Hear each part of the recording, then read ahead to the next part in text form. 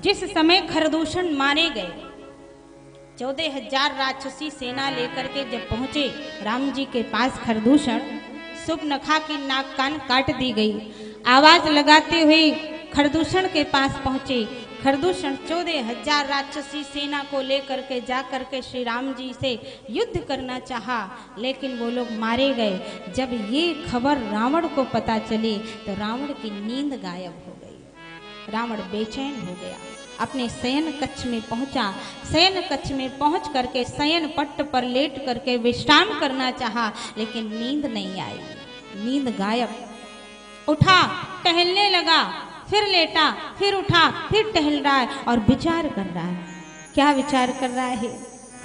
बाबा ने वर्णन किया, काखर दूषण मोहि सम बलवंता, खर दूषण मोहि सम बलवंता, तिन्हि को मारे बिनु भगवंता, तिन्हि को मारे बिनु भगवंता, तुरे रंजन भंजन महि भारा, सुर रंजन भंजन महि भारा, जो भगवंत लीन्हे अवतारा, जो भगवंत लीन्हे अवतारा, तो मैं जाई पैर हट करी हूँ, तो मैं जाय बैर हट करी हो, प्रभु सरे प्राण तजे भवतरी हूँ, प्रभु ते प्राण तजो मैं हरि हो,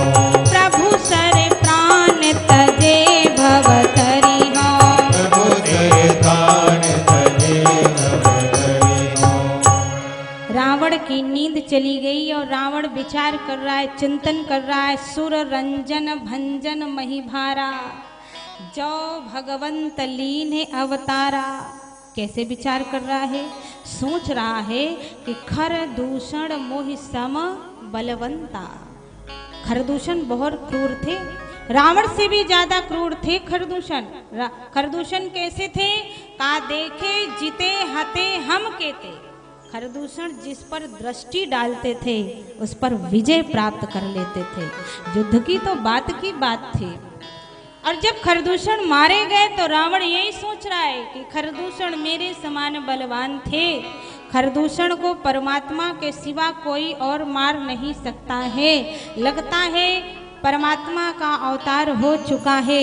अगर परमात्मा का अवतार हो चुका है तो मैं एक काम करूँगा। कौन सा? का तव मैं जाई बैर हठ करी हूँ, बैर करूँगा, दुश्मनी करूँगा। और फायदा क्या होगा? कहा प्रभु सर प्राण तजे भवतरी हूँ, मारा जाऊंगा और भवसागर से पार हो जाऊंगा। जैसे ये फैसला किया तो रावण के मन ने रावण को डांटना शुरू कर दिया। अरे रावण, तू बड़ा मूर्ख है। रावण ने कहा, तुमने मुझे मूर्ख कैसे कह दिया?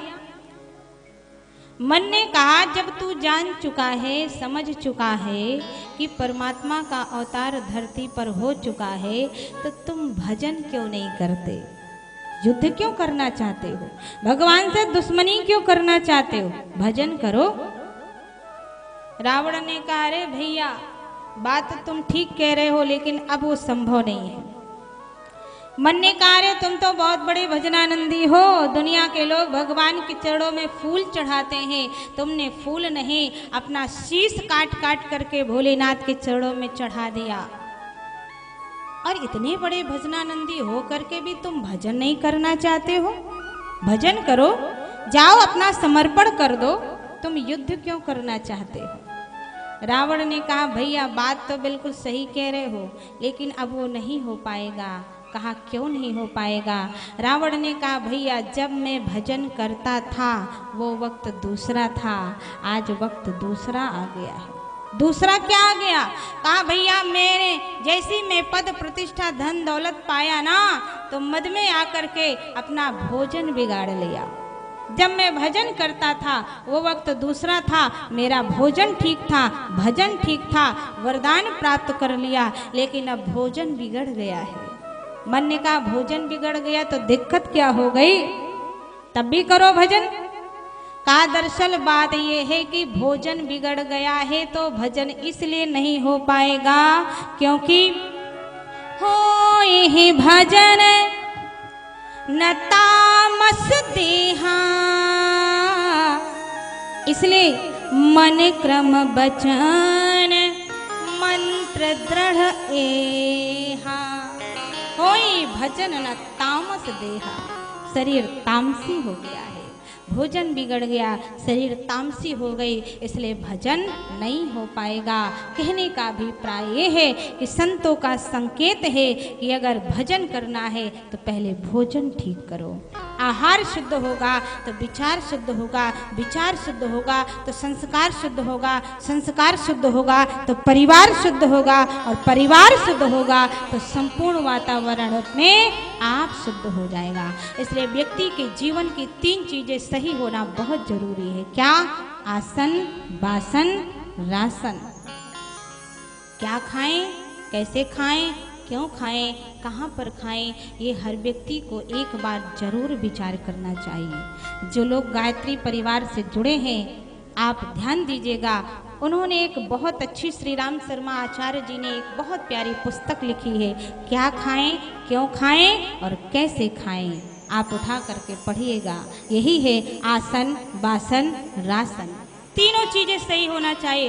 और जिसके जीवन का आसन, वासन, रासन ठीक हो जाएगा, उसके जीवन का अनुशासन और प्रशासन अपने आप ठीक हो जाएगा। कुछ भी ठीक करने की जरूरत नहीं पड़ेगी। इसलिए क्या खाएं, कैसे खाएं और कहाँ पर खाएं, ये ध्यान देने की बहुत जरूरत है।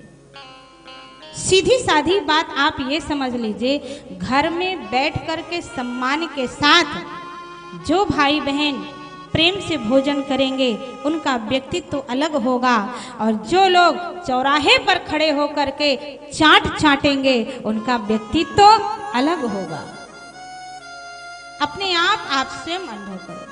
मैंने बहुत जगह देखा है, भगवान की कृपा से बहुत दूर दूर जाने का सौभाग्य प्राप्त हुआ है।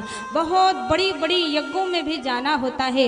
मैं कई बार देखती हूँ कि बड़ी बड़ी यज्ञों में, बड़े बड़े मेले में, बड़े भीड़ भाड़ जगह में अक्सर चाट वाले दुकान उसी जगह लगाएंगे जहाँ बिजली का खंभा लगा रहता है, बल्ली होती है, आपने देखा होगा।